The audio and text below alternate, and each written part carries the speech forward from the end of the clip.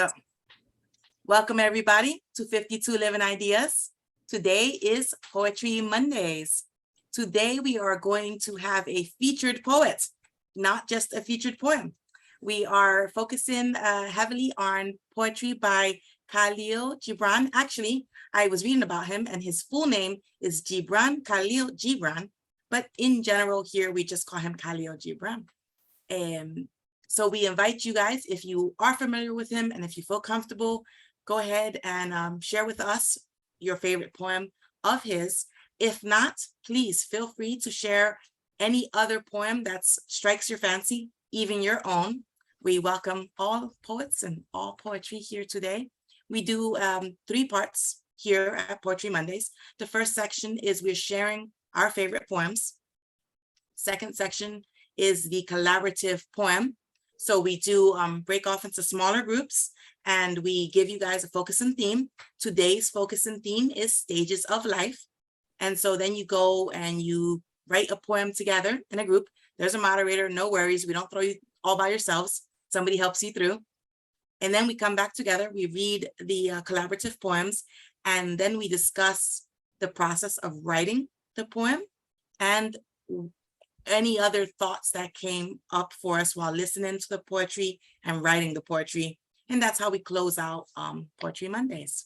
All right, shall we get started? Shrikant, did you want to read your poem first? Sure. All right. So I had great difficulty choosing which one to read because I like him a lot. This is a poem from his book, The Prophet. The setting is that the prophet is about to leave and people are asking him questions. And the priestess, the name of this poem is On Reason and Passion. The priestess spoke again and said, "Speak to us of reason and passion." And he answered, saying, "Your soul is oftentimes a battlefield upon which your reason and your judgment wage war against your passion and your appetite. Would that I could be the peacemaker in your soul, that I might turn the discord and the rivalry of your elements into oneness and melody. But how shall I, unless you yourself be also the peacemaker, nay, the lovers of all your elements? Your reason and your passion are the rudder and the sails of your seafaring soul. If either your sails or your rudder be broken, you can but toss and drift, or else be held at a standstill in mid-seas. For reason, ruling alone is a force confining, and passion, unattended, is a flame that burns to its own destruction. Therefore, let your soul exalt your reason to the height of passion, that it may sing. And let it direct your passion with reason, that your passion may live through its own daily resurrection, and like the phoenix, rise above its own ashes. I would have you consider your judgment and your appetite, even as you would 2 loved guests in your house. Surely you would not honor one guest above the other? For who is more mindful of one loses the love and the faith of both? Among the hills, when you sit in the cool shade of white poplars, sharing the peace and serenity of distant fields and meadows, then let your heart say in silence, God rests in reason. And when the storm comes and the mighty wind shakes the forest, and thunder and lightning proclaim the majesty of the sky, then let your heart say in awe, God moves in passion. And since you are a breath in God's sphere and a leaf in God's forest, you too should rest in reason and move in passion. So I just love Gibran. So this is just one aspect of the entire philosophy he builds. The thing I love most about him is that he's integrated. He's integrated in all elements. He's integrated between spirit and matter, between reason and passion, between individual and community. His entire approach is integrated approach. And he brings East and West together.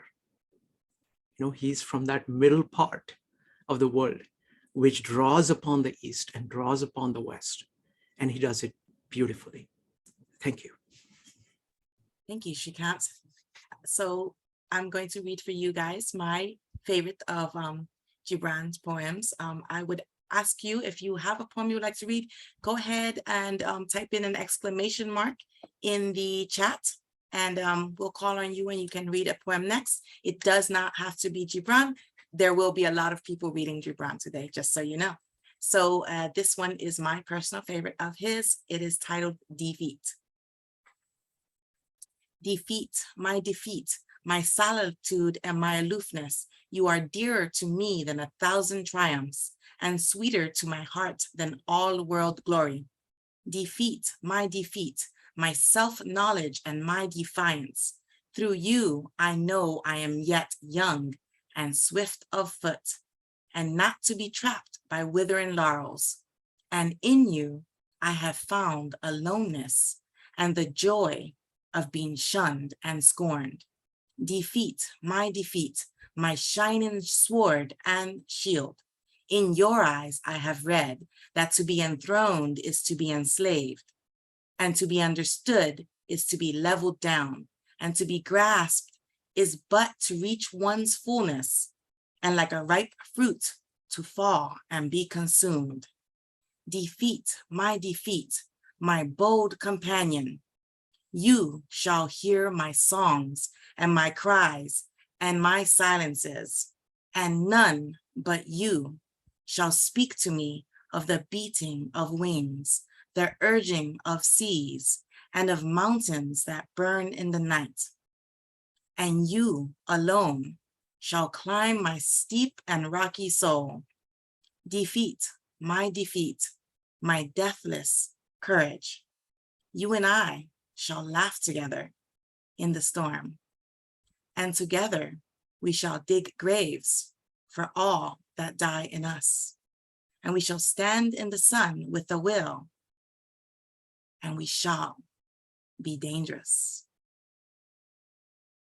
This is my absolute favorite. This is the poem that I feel laughs in the face of all of life's difficulties. And if any of you here has ever felt that the world was so against you, this is the poem to read, because you cannot help but be like, yeah, fucking A, I'm gonna be better. You just cannot help but feel that when you're reading this poem. It's just mind-numbingly beautiful. And I love it's this entreaty that you are not going to be lessened by a perceived defeat. You're going to embrace it, and in embracing it, make it your own triumph, which I think is just lovely. Thank you. All right, next up I have Joe. Go ahead, Joe. So I'm also going to read a Kahlil Gibran poem, and this is titled Self-Knowledge. And a man said, speak to us of self-knowledge. And he answered, saying, your hearts know in silence the secrets of the days and the nights, but your ears thirst for the sound of your heart's knowledge. You would know in words that which you have always know in thought. You would touch with your fingers the naked body of your dreams, and it is well you should. The hidden wellspring of your soul must needs rise and run murmuring to the sea, and the treasure of your infinite depths would be revealed to your eyes. But let there be no scales to weigh your unknown treasure, and seek not the depths of your knowledge with staff or sounding line. For self is a sea boundless, measureless, and measureless. Say not, I have found the truth, but rather I have found a truth. Say not, I have found the path of the soul. Say rather, I have met the soul walking upon upon my path. For the soul walks upon all paths. The soul walks not upon a line, neither does it grow like a reed. The soul unfolds like a lotus of countless petals.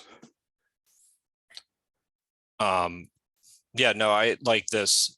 Specifically, the line that really spoke to me was, say not I have found the truth, but rather I have found a truth.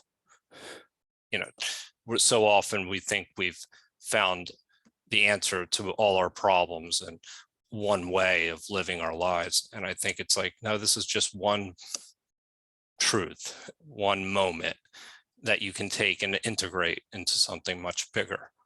And I think in knowing oneself, it's kind of that humility.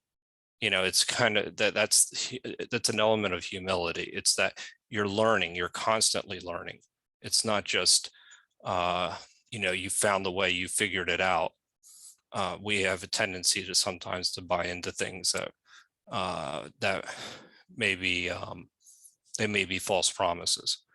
And so I think finding a truth and learning to find the grain of truth in things and then create your own path is actually much more a much more effective way to knowing oneself. That's great. Thank you, Joe. Next up, I have Dave. Thanks, Marissa and Shrikant. And I think I just noticed on Friday night's coming events that you would be doing Gibran, and I was wonderful because I had seen the poetry. I hadn't really got to it, but I ran into him about 30 years ago, and I can't remember. It was public radio, public TV, some college courses. But I got the book and I started reading, and I was just amazed by this man. But the one that really stuck with me is called On Children, and I'll read it now. And a woman who held a babe against her bosom said, "Speak to us of children." And he said, "Your children are not your children. They are the sons and daughters of life's longing for itself. They come through you, but not from you. And though they are with you, yet they belong not to you. You may give them your love, but not your thoughts, for they have their own thoughts. You may house their bodies, but not their souls, for their souls dwell in the house of tomorrow, which you cannot visit, not even in your dreams. You may strive to be like them, but seek not to make them like you. For life goes not backwards, nor tarries with yesterday. You are the bows from which your children as living arrows are sent forth. The archer sees the mark upon the path of the infinite, and he bends you with his might that his arrows might go swift and far. Let your bending in the archer's hand be for gladness, for even as he loves the arrows that flies, so he loves the bow that is stable.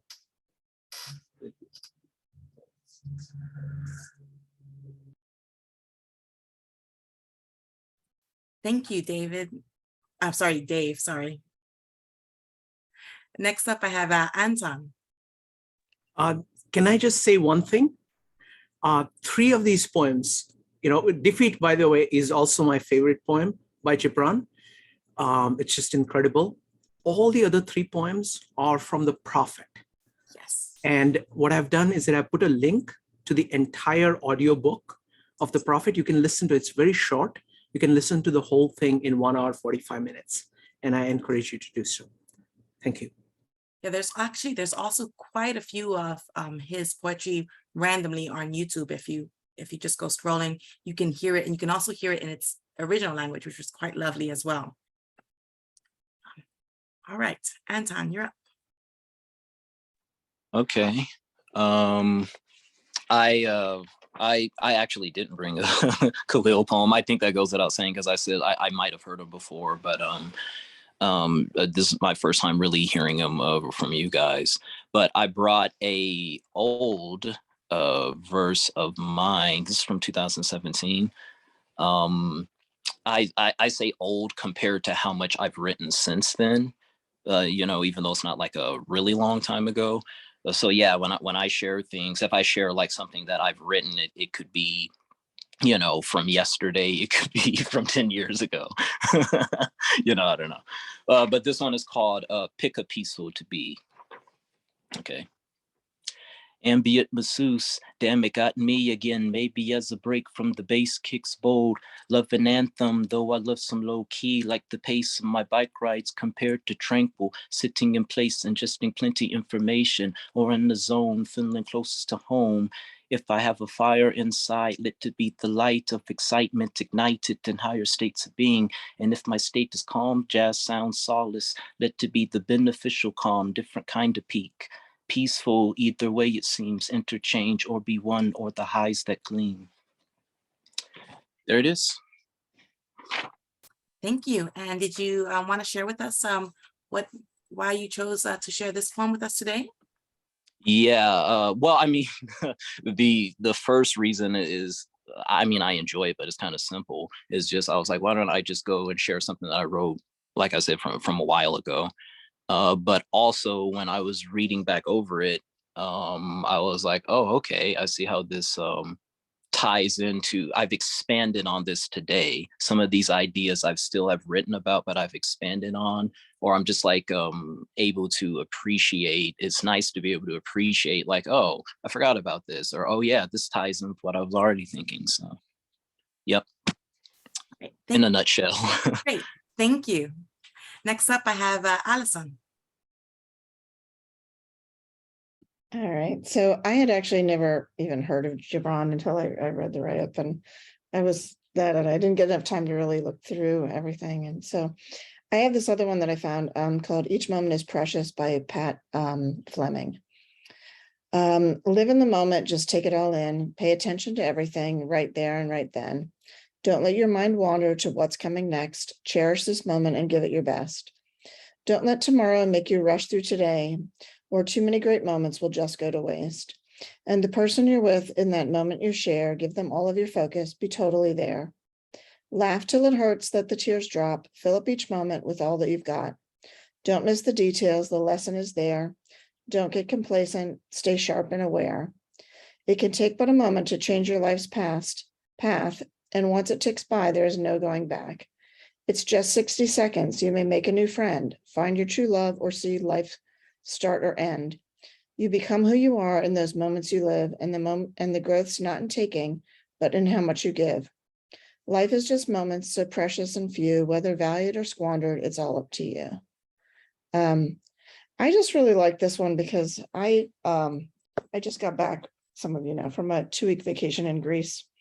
And before I went, I have one friend who is a nurse who's very, very COVID concerned. And she kept telling me, don't go anywhere, don't travel, don't go, it's not safe, COVID, blah, blah, blah. Well, I went anyway. And then the war in Ukraine, I had other people telling me, don't go there, it's too close to Ukraine, blah, blah, blah. You know, and I just have reached a point where I was like, I'm not gonna like live my life in fear anymore, and you've got to enjoy every moment. And I went, I had an absolutely amazing, wonderful time. And I think that, you know, we've all been through such a difficult time in the last couple of years that you really have to enjoy every single moment, because you don't know, you know, Nobody can tell what the future is, and you can't live in the past, you can't live in the future, and you spend your whole life trying to plan everything out and worry about all the what if, what everything could go wrong, then you're not really living, you know, and I just think it's important to do that. You've got to live every moment. So that's why I chose. Thank you, Allison. It's great. Warrior Poets, you're up next. You have to unmute.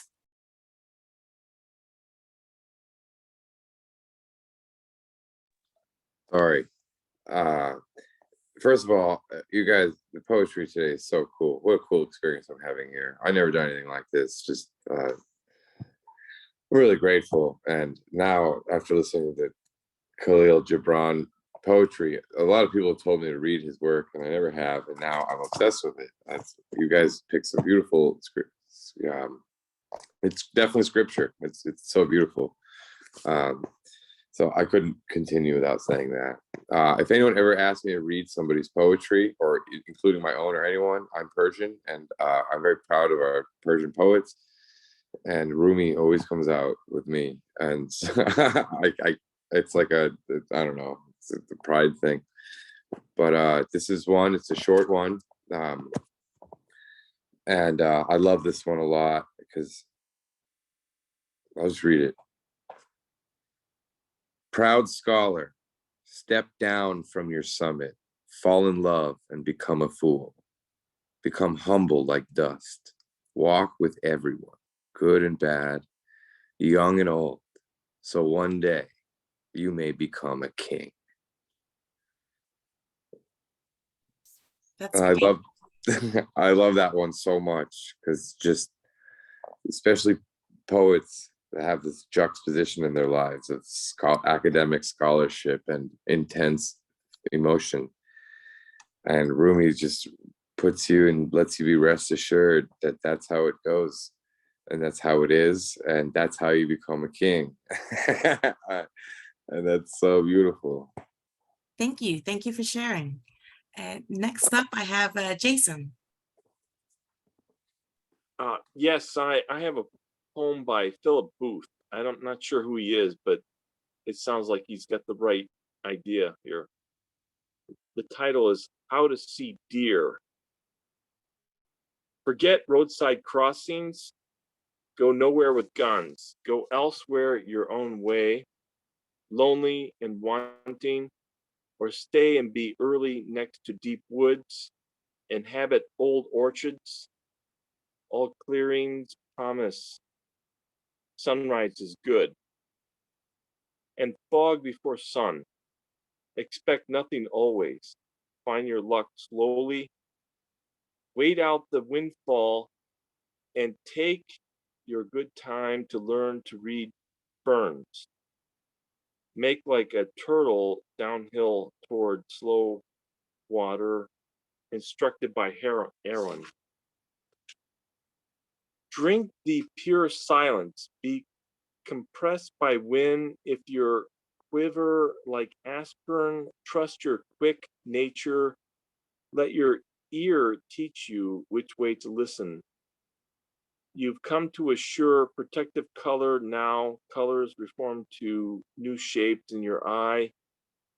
You've learned by now to wait without waiting. As if it were dusk, look into the light falling into deep relief. Things even out. Be careless of nothing. See what you see.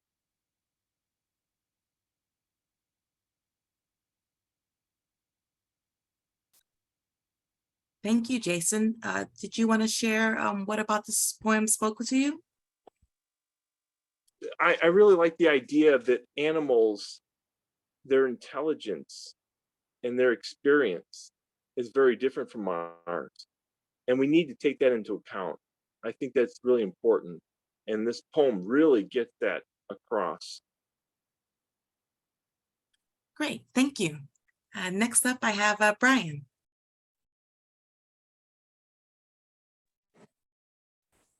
Okay, this is from Gibran and it's called Perfection.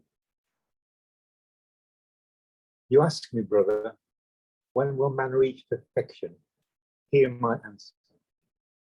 Man approaches perfection when he feels that he is an infinite space and the sea without a shore, an everlasting fire, an unquenchable light, a calm wind or a raging tempest, a thundering sky or a rainy heaven, a singing brook or a wailing rivulet, a tree, a bloom in spring, or its naked sapling in autumn, a rising mountain or a descending valley, a fertile plain or a desert. When man feels all these, he has already reached halfway to perfection. To attain his goal, he must then perceive that he is a child, dependent upon his mother, a father responsible for his family, a youth lost in love, an ancient wrestling against his past, a worshipper in his temple, a criminal in his prison, a scholar amidst his parchments, an ignorant soul stumbling between the darkness of his night and the obscurity of his day, a nun suffering between the flowers of her face and the thistles of her loneliness, a prostitute caught between the fangs of her weakness and the claws of her needs, a poor man trapped between his bitterness and his submission, a rich man between his greed and his conscience, a poet between the mist of his twilight and the rays of his dawn. Who can experience, see, and understand these things can reach perfection and become a shadow of God's shadow. Done. Thanks, Brian. So what made you choose this one of his? Okay. I chose two poems for tonight and haven't decided which one. This was neither of them because I didn't read the meeting too well, and when I realized he was doing Gibran, I thought, well, I'll just pick one of his poems. So I've got a few books of his, and so I just went through. And this one, I did a quick read through it, and I love list poems, which this is probably one of the best examples I've ever seen. So I just said, well, throw the other two away. There's the future, therefore the future. This one is for tonight. That's why. Awesome. Thank you. Thanks. Next up, Marco.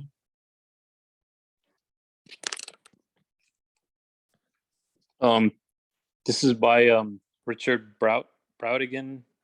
It's called It's Raining in Love. I don't know what it is, but I distrust myself when I start to like a girl a lot. It makes me nervous. I don't say the right things, or perhaps I start to examine, evaluate, compute what I am saying. If I say, do you think it's going to rain? And she says, I don't know. I start thinking, does she really like me? In other words, I get a little creepy. A friend of mine once said, it's 20 times better to be friends with someone than it is to be in love with them. I think he's right. And besides, it's raining somewhere, programming flowers and keeping snails happy. That's all taken care of. But if a girl likes me a lot and starts getting real nervous and suddenly begins asking me funny questions and looks sad if I give the wrong answers, and she says things like, do you think it's going to rain? And I say, it beats me. And she says, oh, and looks a little sad at the clear blue California sky. I think, thank God, it's you, baby, this time instead of me. Yeah, I like this because it's just relatable. I could relate to it. Yeah, that's it. Thank you, Marco. Shrikant. May I read one more Gibran's poem? Okay, this is also one of my favorites. It's called A Tear and a Smile. I would not exchange the sorrows of my heart for the joys of the multitude. And I would not have the tears that sadness makes to flow from my every part turn into laughter. I would that my life remain a tear and a smile, a tear to purify my heart and give me understanding of life's secrets and hidden things, a smile to draw me nigh to the sons of my kind, and to be a symbol of my glorification of the gods, a tear to unite me with those of broken heart, a smile to be a sign of my joy in existence. I would rather that I died in yearning and longing than that weary and despairing. I want the hunger for love and beauty to be in the depths of my spirit, for I have seen those who are satisfied, the most wretched of people. I have heard the sigh of those in yearning and longing, and sweeter than the sweetest melody. With evening's coming, the flower folds her petals and sleeps, embracing her longing. At morning's approach, she opens her lips to meet the sun's kiss. The life of a flower is longing and fulfillment, a tear and a smile. The waters of the sea become vapor and rise and come together and are a cloud. And the cloud floats above the hills and valleys until it meets the gentle breeze and then falls weeping to the fields and joins with brooks and rivers to return to its home. The life of clouds is a parting and a meeting, a tear and a smile. And so does the spirit become separated from the greater spirit to move in the world of matter and pass as a cloud over the mountain of sorrow and plains of joy to meet the breeze of death and return whence it came, to the ocean of love and beauty, to God. Thank you. I just love Gibran, so I recommend him heartily. And the Prophet is a very good place to start. It is. It's really good. He is just amazing. I feel like there's also a depth. We could like keep reading so many, and you just keep getting different layers of emotion from them. It's pretty awesome. So, if anyone else wants to read a poem, please go ahead and type exclamation. I have for you here today, for those of you who've been walking with us for a few weeks, you're familiar with. Oh wait, let me let Dave first. Go ahead, Dave. Ever since I saw this poetry night, I was thinking what I want to read is The Charge of the Light Brigade by Alfred Lord Tennyson, 1854. And I believe he wrote it in high school. What I love about it is a peacenik, it's about war, but the rhythm and rhyme echoes the galloping horses. It's a little bit long, but I think you'll enjoy it. Half a league, half a league, half a league onward. Into the valley of death rode the 600. For the light brigade. Charge for the guns, he said. Into the valley of death rode the 600. For the light brigade. Was there a man dismayed? Though the soldier knew, someone had blundered. Theirs was not to make reply. Theirs was not to reason why. Theirs but to do and die. Into the valley of death rode the 600. Cannon to the right of them, cannon to the left of them, cannon in front of them, volleyed and thundered, stormed at them with shot and shell, boldly they rode and well into the jaws of death. Into the mouth of hell rode the 600. Flashed all their sabers bare, flashed as they turned in air, sabering the gunners there, charging an army while all the world wondered. Plunged in the battery's smoke, right through the line they broke, Cossack and Russian reeled from the saber stroke, shattered and sundered. Then they rode back, but not the 600. Cannon to the right of them, cannon to the left of them, cannon behind them, volleyed and thundered, stormed at with shot and shell, while horse and hero fell. They that had fought so well came through the jaws of death, back from the mouth of hell, all that was left of them, left of 600.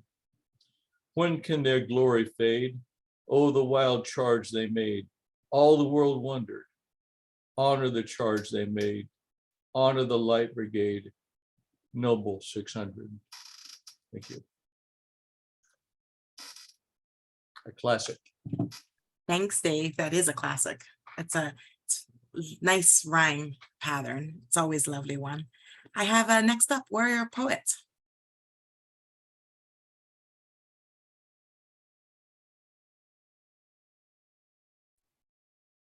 Oh, you're still muted. Just try doing it. Can you come back to me? Say again? Oh, did he say come back to Can you come back to me? Absolutely. Maritza, now you are muted. Oh, oops, I accidentally hit the wrong button. So yes, so for those of you who've been here in the past, some of you are familiar with one of our participants, DLJ. So DLJ cannot join us today, but he actually wrote a poem for tonight and told me he does not like to read his own poetry and he would rather it be read by somebody else. And especially if he can't be here, it's perfect for him. So he has asked me to read this poem for him. And so I'm humbled and I'm sharing with you. Now, he precipitated the theme for today, going into our collaborative poem. It is Stages of Life. So he has titled this poem, Stages of Life. And so I'm going to share his poem here with you today. In the beginning, or just after it, the Big Bang. Not your doing, your parents having fun. Chemistry obeying the laws of physics. Chemistry formed from physical exertion. Biology from chemistry. Biochemistry synchronizing the bonds that form an eye. An accretion disk of sense data. Architectural body schema. Hardening of the shell. The creation of persona. Personae. Many from one. Roles linked to people, to places, to things, to happenings. Little child playing in the dirt, bumps and bruises, scars and hope. Village girl, right to rice paddy girl, to party girl, to rape victim too. Where now? Hardening of the shell, cast away the shadows of what could have been. To Singapore whore, Kisai, Kisayu to Prada girl. Inner eye hidden, hidden from the eyes of the consuming world, hidden even from your own sad eyes. Harden the shell, toughen the skin, cast away that unbearable sensitivity. Hide deep down the portfolio of promises. Present the catalog for show. And what a show. The performance is the thing. Own this stage of life. Bonding again, hits and misses. And now he is there. He knows not your chemistry, your shell. He loves your skin. And he is all in. This will do. It is enough. Rebirth. A child again. Puppy-like, kitten-like. Jumping for joy when he comes home. Safe in his arms. Secure in the warmth of his wealth. Dreaming, wishing. No harm in that. To have goals. What is life if not a busy being busy? It is enough. Physics to chemistry, to biochemistry, to chemistry, to physics. The circle of non-life to life, to non-life again. No afterlife for you.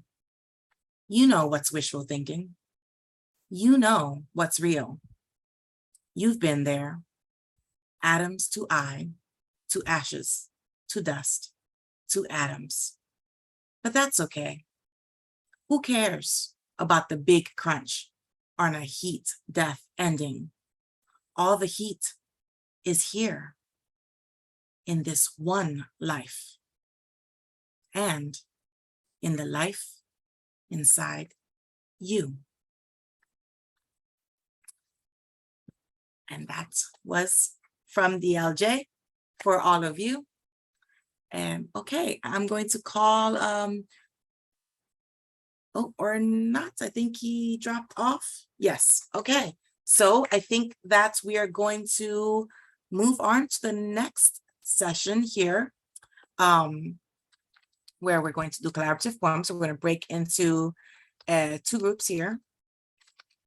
So let's see, the focus and theme today is stages of life. And we're going to have myself as one of the moderators, Shrikant as the other. So we're going to split you guys into 2 groups. What's going to happen, for those of you who are new, the way it works is the moderator will have a blank page up and you guys will call out lines. Something we would like to remind you is very important. The first 20 minutes is for creating lines. Try to keep the analyzing and the thinking to the next phase. We want to be more feeling, less thinking, so that you can just get the lines out, get them on paper. You're going to take 20 minutes to craft your lines, and then you will have an additional 5 to 10 minutes, depending on how we're doing our time. Are we okay to do the additional 10, Shrikant? Yep. Good. All right. So 20 minutes to craft your lines together, 10 minutes to finesse them, to kind of massage them, move them around, make it a slightly more cohesive poem. Make sure that you read it out, that somebody reads it out loud. I think that really helps. Usually what I do when I'm emceeing, I read it out loud first, then we play around with the order and we may read it once, twice, or even 3 times more, because sometimes you're not sure if it sounds right until you've heard it out loud. So, and also for future reference, if any of you might have a little interest in being a moderator for Poetry Mondays, just shoot me or Shrikant, a personal message, and we'll work with you to make that happen in a future Monday. So with that, we're thinking about the stages of life. Have a great breakout, and we'll see you guys back here in 30 minutes.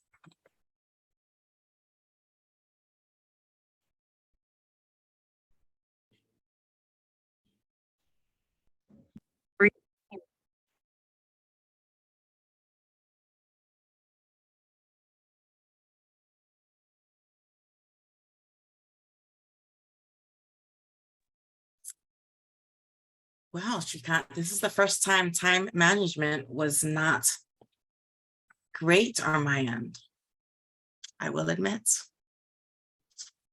I'm surprised. I am as well. We were. I thought you ran a tight ship. I usually do. And there wasn't very many of us, but still we probably need. You might have had some fractious crew to deal with. It can happen sometimes. I'm not blaming the crew. I'll take this one for the team. Yeah, ours is lacking a bit of finesse. Okay. I'm gonna let you go first. Read your poem. Let me go ahead and share the screen. Okay. How old are you inside? If you're a time waster, please don't waste my time. How has innocence changed? How has your innocence changed over your lifetime? As children, we were all the same. But as adults, with so much rich experience, we're also different now. As you grow older, a deeper spiritual understanding becomes necessary. When you're younger, you're trying to achieve. With age, you try to enjoy. I believe I passed the age of consciousness in righteous rage and found that surviving is a noble fight. So give a moment or two to the wise elders. Age brings peace. When the importance of wisdom slowly dawns, we recognize it at some point. Are we still talking stages? What's yours? Does it have to be a one stage? Can I not be a child, a youth, an adult, and a wise old man wrapped into one? Can you see your horizons or just looking at your feet? Life is a rainbow, starting with irresponsible youth, arching into the heavy weight of responsibility, and then sliding back into unfettered freedom again. How many freedoms can we experience? Youth is wasted on the young. I'm still very young. No, that's a lie. Measure what matters and then throw it away. The light is never our own. No matter what the day, I still believe in mermaids.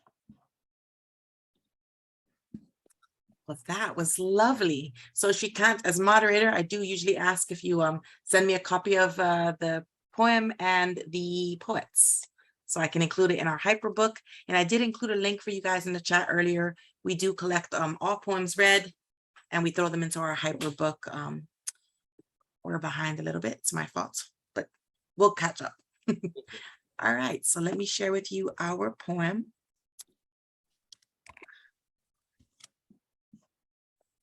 Okay.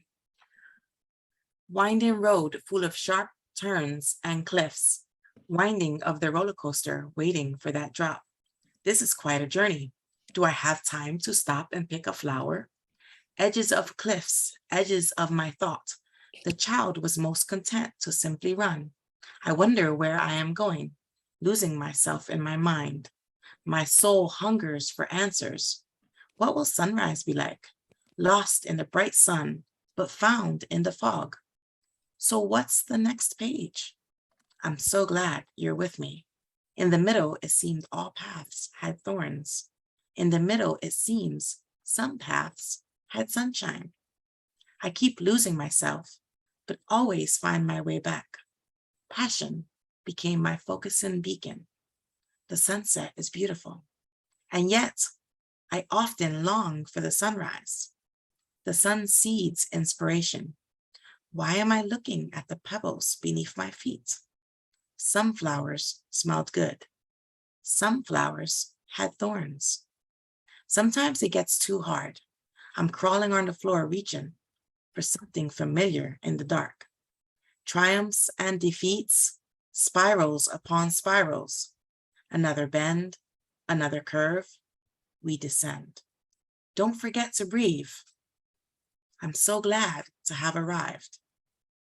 At the end, I was gnarled and worn like fine leather. Where will I go tomorrow? Who will I be tomorrow? Where will I spend the night? So that's our poem. All right, folks, I invite you to share with me the process, how you felt. If this was your first time, what did you think about the process of doing a collaborative poem? Critiques, some things, what felt good, what didn't feel good, what things were illuminated for you about the concept of stages of life that might have been surprising. I usually tell folks that, as you're writing the poem, it might bring up some things from your subconscious. So I invite you to talk about that, or if you want to wax poetic about some of the Gibran poems and how it moved you, by all means, feel free to do so as well. Go ahead and type exclamation mark in the chat. I'd love to hear your thoughts. And while you guys are gathering your thoughts and getting ready to share with us, I will share with you. This is the first time that I really did feel like the almost panic of running out of time. But I will say that at the end, I'm still pleased with, the result. I think it could have been a little more polished, but I still think it reads like a poem. And when you look at the themes that come up, it's still really interesting to see what are we thinking about when we're thinking of the stages of life. All right, I have Brian, go ahead. Oh, I think, yeah, Brian. Okay, this is about how I felt tonight went. I thought it went extremely well tonight. The idea of having one poet, people selecting one each from his work, I think is extremely good because it allows contrasts that you can see that we wouldn't get. I mean, on previous nights we had a very random selection of poems, and well, it's all good. Tonight I felt was better because we didn't have all Gibran, but we did have a lot of this, and I think that went extremely well. The breakout, whatever I should call it, I generally don't really think they work too well for me. I need something a little bit more organized, but tonight went extremely well. So I was probably happier tonight than I have been on previous nights. Put it that way. Awesome. That's Okay. great to hear. Excited. I also like I really did like having a featured poet. So I think that we will definitely try that again because I also enjoyed hearing different poems from the same poet. And it's nice not to have all the poetry be him, but to have the spotlight on a poet. I thought that was great as well. Thank you, Brian. Next up, Dave. Yeah, I just noticed something. You know, I added the line, I'm looking at the pebbles beneath my feet, and I thought it was so ironic. In Shrikant's poem, there's a line about looking down at the feet. And I thought, wow, we're on the same subconscious line. I wonder what the thought was. Thank you.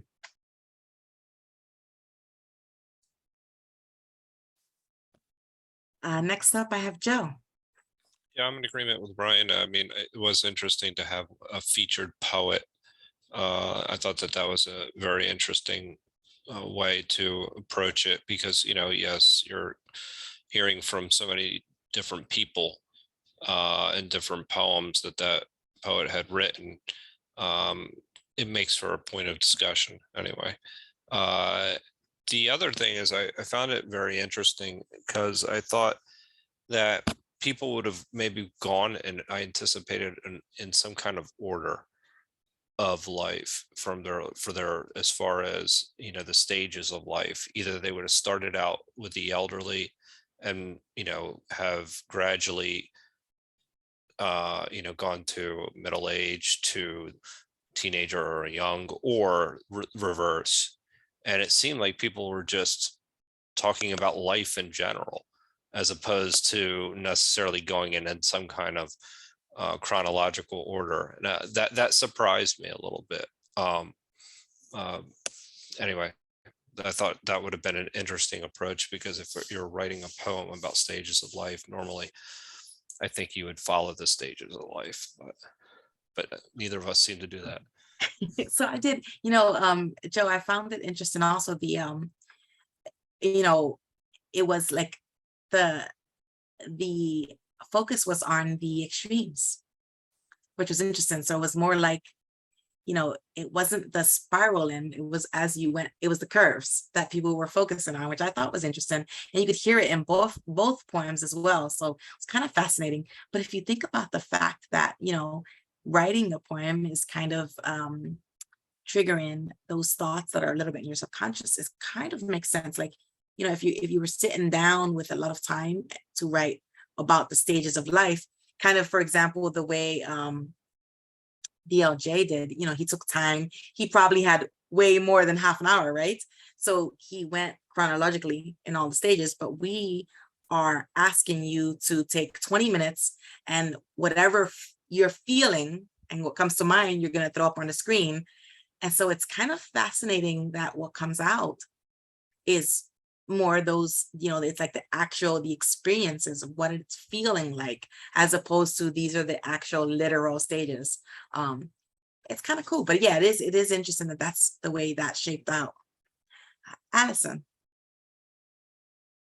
Yeah, it was kind of interesting how so many people, like, I didn't really notice it as we were writing it, but when we went back and he was reading it again, you realize that so many people feel like they're a whole bunch of different ages all at the same age, you know, like I know when I was younger, I always felt like I was like a teenage girl, but I felt like I was like a middle-aged person.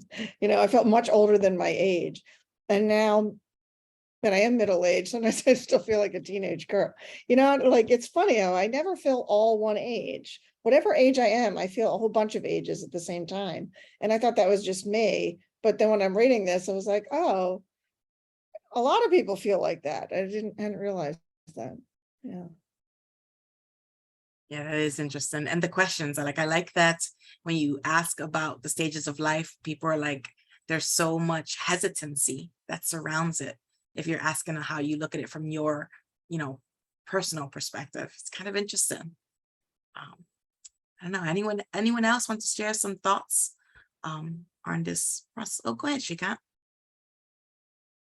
I also thought that having a poet worked out really well, because especially if the poet has the richness and kind of the depth, so that different people might appreciate different of his poems. I think it's going to be very good, because what it does is that, you know, really poetry is about expression of a human consciousness. And many times just one poem doesn't give you the full complexity, but as you add poems, let's say 5 poems, each of them, you can start to see the similarities of themes and the variety. So you get to know one consciousness a little better. Poem by its nature is short. So the poet cannot express all. It is very difficult for a poet to express all.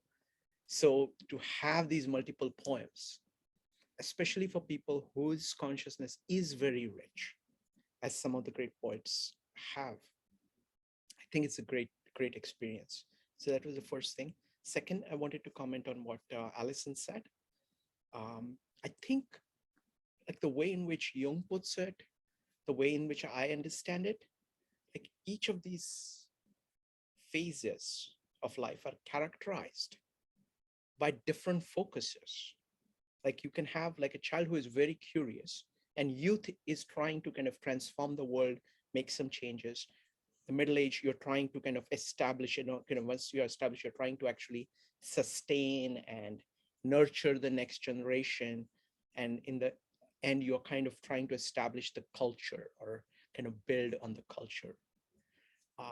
And you can be doing, these are all human functions.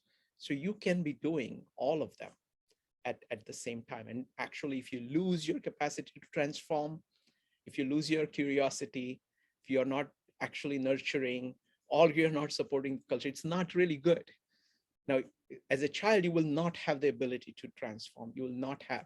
So it's like, as you grow older, I think you need to have everything else that came in, all the other capabilities that came in before, at least in you.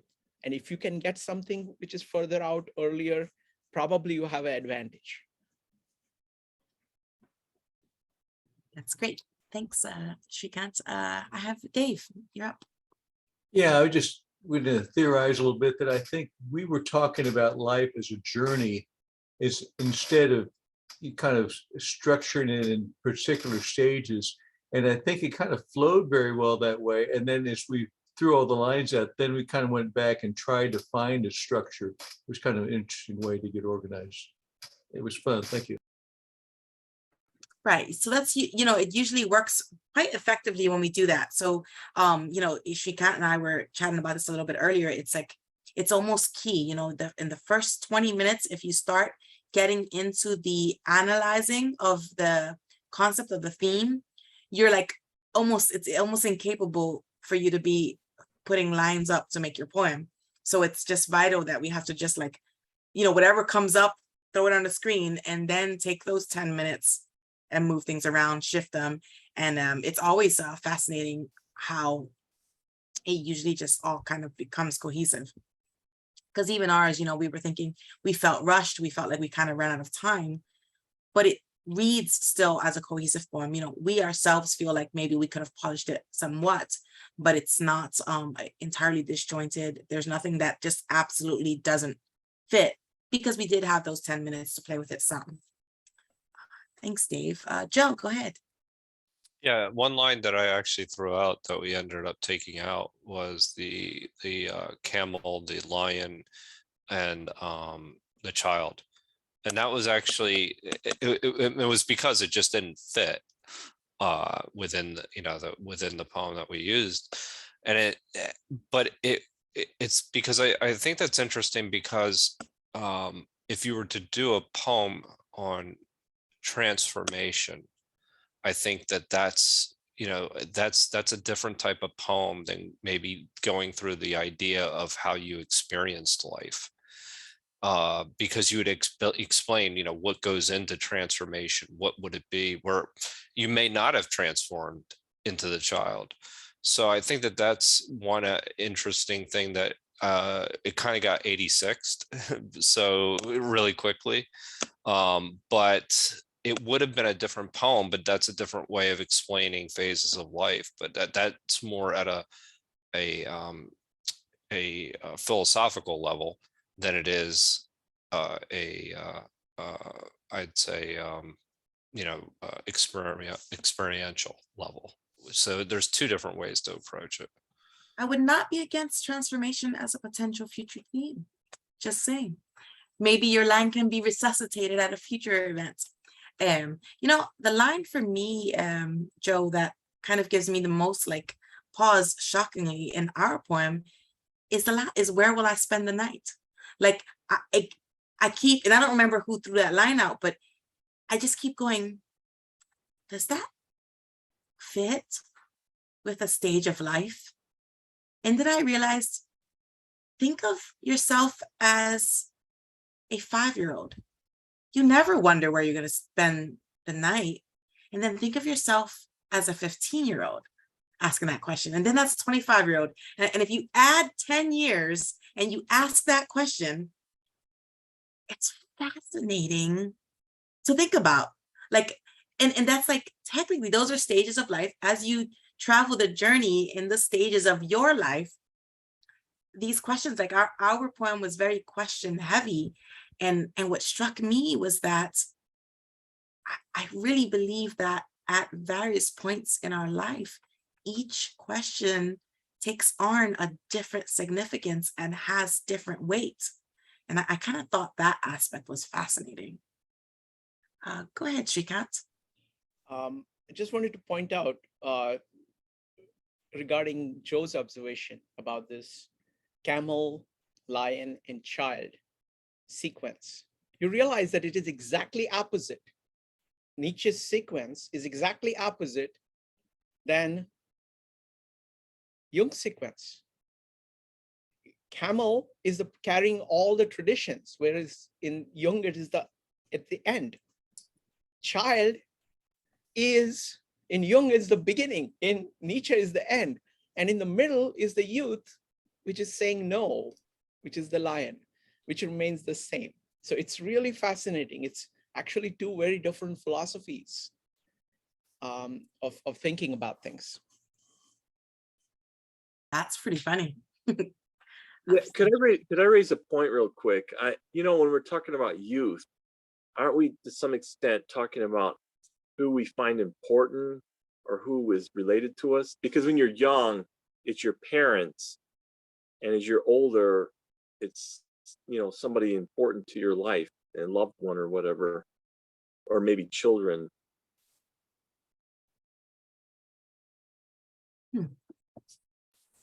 So as we get older, who we're relating to keeps altering.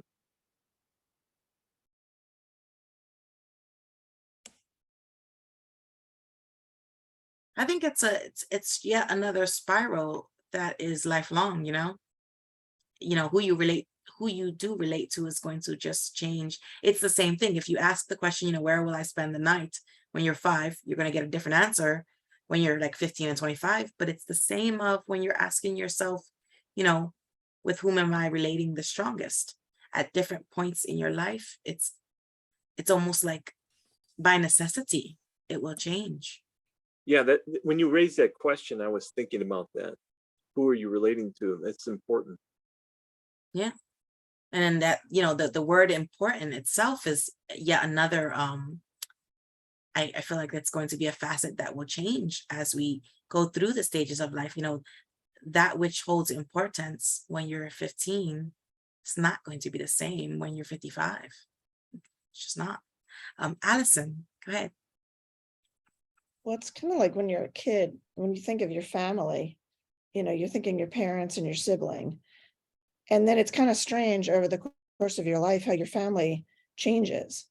And sometimes it's, you know, people that you marry, and sometimes it's the children or your, you know, like who your siblings married, or, but sometimes I remember like when these other new people join in, you're like, who are you? Like, do we want you here? You know? And then after a while, like, as your parents start to die, you're looking around and you're like, wow, this is the family now, you know? But some of those people you remember when you first met them, you know, but now they are, you know, that's your family. And it's weird. Like as a kid, you just think your family is your family, but you get old, you realize it gets bigger and then it gets smaller and then it gets bigger, and it's a fluid thing. You know, the siblings are the ones that last the longest in your family life. But, you know, these other people, it's fluid. But it's funny, as a child, you don't realize that at all, you know? Yeah. I like that word fluid. It's an interesting concept when we're thinking about the stages of life, you know? It's like, is everything fluid? It does make one wonder, which are the intangibles in the stages of life? Which are the things that are most lasting, as it were? I saw some movie one time that said, it was like a, I don't know, some spy movie. Well, I don't remember what it was, but they're looking for somebody that did some, you know, it wasn't like a serious movie. But there was this one line when they're like, well, how are we going to find him in this city? And they went to the soccer stadium and they said, everything in a man's life can change except his passions. And that, you know, somebody could be uprooted from one part of the globe to another part of the globe, but the things that you're the most passionate about will always be the things you're the most passionate about throughout your entire life. And it really is true when you think about it. You know, like if you think about yourself, you know, when you're growing up and the things that you cared the most deeply about, they probably are the things you still care about to this day, you know. Mine haven't really changed. I add new things, but I don't subtract. Yeah. You know, in our poem, you know, we have the line, you know, passion becomes the focus and beacon. And I like, you know, the in the poem in Shrikant's group, you have the idea of you know, does it have to be one stage? I think it's an interesting nod to the fact that there are some things that do carry over, and they, you know, they become almost indistinguishable as we go from one to the next. I don't know, I think I don't know, it's like an interesting tightrope dance, isn't it? Yeah. Anyone else? Any additional thoughts? Anyone want to share? Yes, I have actually a very interesting personal experience. ACC, the sentence, where am I going to sleep tonight? I just got back from my mountain trip, and we planned it so well that we thought we booked all nights, camping grounds. And then we realized we have to cancel it all because those are very far away from mountains, which we want to hike. So I decided to cancel and just go day by day. We drive, we see a mountain we want to hike, and then we say, okay, the height is perfect. We book something close by. And my hiking partner was not agreeing on it at all. She found it pretty odd that we don't know where we are going to sleep tonight. And I thought if I want the best from the mountains I have to choose right now, and I cannot focus on where I'm gonna sleep, you know, because I can sleep everywhere. So we had disagreement about this. And I think if you have a goal or a target or some sort of thing you want to do, passionately, you cannot focus on where you want to sleep tonight. You have just to go for it. You have to sacrifice one another. I like that. Yeah, that was a line. Like I said, that was a really striking line to me as well in the poem, and because it does. It's just that it just gives you pause, you know. And it's funny because you know those are two very different approaches to life, and we all kind of operate differently. And I would almost say that there are different points in our life when we have a higher tolerance for the uncertainty of the answer to that question. And it kind of depends on, you know, what stage are you at in your life right now? Can you handle a, you know, the uncertainty of not knowing where you're going to sleep that night? Or do you need absolutely assurance of, I know where I'm going to be for the next? And how disillusional you are about yourself too. Yeah, that's interesting. If we know ourselves more, do we have more comfort in uncertainty?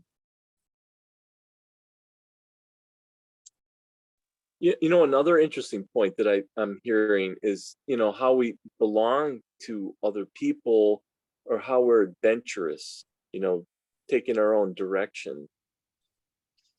I don't think that we didn't, obviously in one poem you can't deal with all that, but I mean that's a really interesting point. Right. I like the you know, in the group with Shrikant, it's the idea of, you know, measure what matters and then throw it away. That's I love the nod to the need for precision, but also the need for tossing it all into the wind. And I like the entreaty that we can't just be one way or the other. We got to find a way to somehow be both. And perhaps at what stage you find yourself in life will dictate where you have the ability to, you know, either be flighty in the wind or measuring what's coming next. So that's an interesting. Yeah, we hope we can do both actually to some extent. Right. I think that's it's funny because I think that's something that comes through in both poems very clearly, that we're hoping as we spiral here and hither and thither that we can somehow find a way to not get stuck in either, and we can you know, find somewhere a happy medium. Go ahead, Allison. Yeah, I think like at different phases of our lives, sometimes we want to really just focus on what we want, whether it's sleep, you know, hiking this mountain or whatever it is. But then there are other times where it's more important to have people in our lives. And by having people in our lives consistently means we're going to give up certain things, but we don't care because that's more important. And that can fluctuate at different times in our lives. But it does also has to do with, you know, where you're going to sleep at night. And, you know, the one thing about that, I just want to add on a funny note, don't buy, if you're worried about where you're going to sleep tonight, I advise you don't buy a really, really, really good bed, because I bought a really, really, really good bed a couple of years ago, and no hotel bed is ever as good as my bed. So sometimes I'm like in a really nice hotel going, this is a really good bed, but it's not as good as my bed. And then I'm always like really happy to come home just to sleep in my own bed. So if you want to see the world, buy a lousy bed. It'll prompt you to leave and get out. That's funny. Yeah. Words of wisdom from Alice. It's great. You know, this idea of where am I going to sleep tonight? Where am I going to spend the night? It also brings up the concept of courage. Like, you know, how large a dose of courage do we need at this phase in our lives? And I think that question differs. And it's funny because you would think that you need to be less courageous as you get older, because now you have the acumen of experience and hopefully a little bit of wisdom. That's not always true, is it? Sometimes the more you know, the less you know, and the more you have to fight, fear and uncertainty in order to find the courage to move in either direction. At least that's my 2 cents. We get comfortable and then we like our comfort. Yeah, I know, like comfortable could be like a dirty word. It's really funny because if you are one who had a tumultuous youth and then you finally find yourself somewhere at a decent place, you're like, I've arrived. And then but then you enjoy that I've arrived phase, and then suddenly you wake up and you're like, oh crap, when did I've arrived become I'm too comfortable to move? This can't be good for me. Yeah. Yeah, no, it's the cautionary tale of just floating or evading without, consciously, and how I like to say consciously walking on that meaningful path, which I think is like the gold standard, right? That's what we all want in life, is regardless of the stage I'm in or where I am, I want to be somehow in forward movement in a meaningful way, right? That's what I'm hoping is going to be me always. But so it's interesting to think of if you do we stop? Like in my group, we have the poem, do I have time to stop and pick a flower? And it's almost a funny line, right? Even Anton mentioned it. That seems almost facetious. But conversely, it could be super serious because, can we miss a stage of our life if we forget to stop and pluck the flower? And what does that mean for us? What is the consequence of not realizing you've passed into a new stage and you missed a stage because you didn't stop to smell the roses? Could be a problem. Many years ago, I knew somebody who had traveled literally all over the world, and he was a chef. And what he would do is he would work like double shifts and then travel for a year. And his saying was, work like mad for a year, travel like mad for a year. And I think sometimes we all need that balance where we want the joys and the comforts of home and stability, but then we need to stretch ourselves and to try new things and to break new barriers. And then we get to a point where that's too much new, and then we want the comforts of stability again. And we kind of go back and forth. But that saying it's like a rubber band pulling in, but that saying of work like mad for a year, I've never forgotten it. It was years ago that guy said it. Allison, that aligns very, very much with what we have discussed often in our discussions for flow, where we're always talking about that, finding the perfect sweet spot between skills and challenges so that you're never bored or overwhelmed. Just perfect sweet spot. So go ahead, Dave. Yeah, kind of following up on what you're saying, I hate to say conservative, but I was, loyal son staying close to home when my sister left after college, chasing the boy to the East Coast. But in my 40s, I had traveled, and it was really amazing. And I thought I'd mention watching a couple documentaries on Anthony Bourdain, the chef that turned out to be a good writer, and he just propelled into just a marvelous life. Of course, it was, I guess, too much. Ended up taking his life, but wow, the opportunities to say where I want to go in the globe next to do it, and he produced beautiful stuff. Thank you.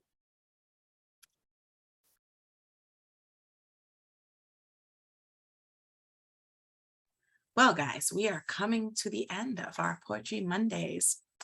This was just lovely today, as always. And I wait, Shrikant, go right ahead, Shrikant. I want to tell people about what's coming up. Yes, go for it. Okay, so Tuesdays we do Confucius Analects. On this Wednesday, we're going to have a meetup on reading, writing, listening, and speaking. We're going to be talking about what is reading at its best. What can it do for you? What is writing at its best? It's you doing the writing. What is listening at its best? What is speaking at its best? And then how do we use these four in concert to build a better language, better thinking, better interaction? What will you? So that's going to be the topic this Wednesday. And then Thursdays and Fridays, we are doing Bhagavad Gita. So love to see you at all those meetups. Back to you. Wait, no Young this Thursday, Shrikant? No, we have switched. What we decided, it's a very deep topic. I mean, basically what we found was the reason I picked Jung is that Jung actually captures spirituality and tries to bring it back into the Western conversation. So he's bringing something of the East back into the West, kind of refocusing on the inner as opposed to being focused on the outer. And again, what we found is that what we are getting from studying the works in their original, whether it is Tao Te Ching or Gospel of John or Bhagavad Gita, is actually so much deeper than what Jung is talking about. Our grasp of these works is deeper than Jung. So what I wanted to do is that we have finished two of them. We have finished Tao Te Ching, we have finished Gospel of John. So now I want to finish Bhagavad Gita and then come back to ask the question. Oh, okay. What can modern psychology learn from these works? Where is modern psychology? So I want to be able to talk about it at that level. So that's why we've kind of gone back. And for separate reason, we need to wrap up the Bhagavad Gita meetups in about 6 to 7 weeks in order to meet the time frame that Yogeshwar has. He's the guy who is basically spearheading those meetups.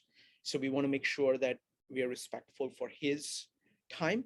So it also it fits many, many goals together. So Jung, we are going to come back to Jung, but we are going to come back to Jung after we finish Bhagavad Gita. Okay. So then for next Monday, if you want, Shrikant, we can come up with a featured poet for next Monday, since it seems like folks like that. Yes. Do you want to do it right now? What would you like to do? I don't know. Well, you've been introducing yourself to new poets. Who's calling your name? The same. I mean, if you want to continue along the same theme, it would be Rumi. So it's funny. I was thinking Rumi, because people were talking about now. I had the he was featured poet a few weeks ago. The Nepali poet. Yes. Would be another one I would choose. But a lot of people know Rumi, so we can do. So I think if we start out with poets that a lot of people know, we will get a lot of enthusiasts who will be bringing enthusiasm that they already have for some of the poetry to bear. I think that would be a great way of doing. All right, well then let's do it. Let's go with Rumi, and we'll make him the featured poet, and then we'll see. And for theme, I don't know.